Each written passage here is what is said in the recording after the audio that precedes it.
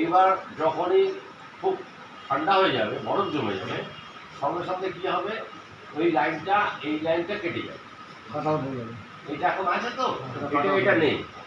এবার এটা যখন এখানে চলে আসবে, তখন কী হবে, এই লাইনটা অন হবে, এখানে 230 ভোল্ট আসবে। এখন এখানে 230 ভোল্ট ঢুকছে, এখানে বেরোচ্ছে।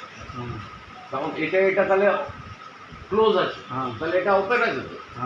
এবার যখনই তোমার এই লাইনটা অফ হয়ে যাবে, তখন এইটা এখানে জুড়ে যাবে। জুড়ে গেলে তখন হবে কি, এখান থেকে এসি লাইনটা এখানে আসবে। থার্মাল ফিউজে গেলে থার্মাল ফিউজ কী হবে, লাইনটা দেবে বাইমেটাল। বাইমেটাল কাকে দেবে? হিটার। বাইমেটাল কেন দিয়েছে?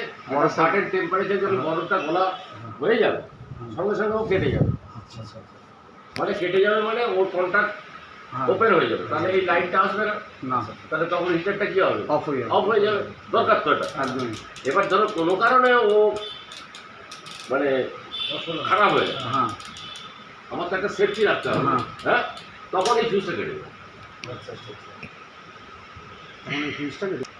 এ দিয়েছে, এই দুটো আবার এদিকে দিল হয়, এই নিউট্রাল নিয়েছে তো, এই যে নিউট্রাল নিয়েছে, এদিকটা দিয়ে ফেসটা ঢুকেছে, এটা দিয়ে নিউট্রাল, তবে তো গরম হচ্ছে। এটা 100 ওয়াটের, 100-110। এইবার এইখানে যদি এইটা দিয়ে আমি এই দুটো যদি এই দিকে দিই আর এটা ডাইরেক্ট দিই, অসুবিধা দিই। তখন বলবে না আমি তো এরকম দেখে এসেছি। আর এইগুলো তোমার হাঁচাহাঁচি করার দরকার নেই, সব ক্লিপ করা আছে। এবার তুমি তো মাপাটা দেখে নিয়েছো, জিনিসটা বুঝে নিয়েছো, যেখান থেকে যেটা খুলবে মাপবে, খারাপ আছে ভালো আছে লাগিয়ে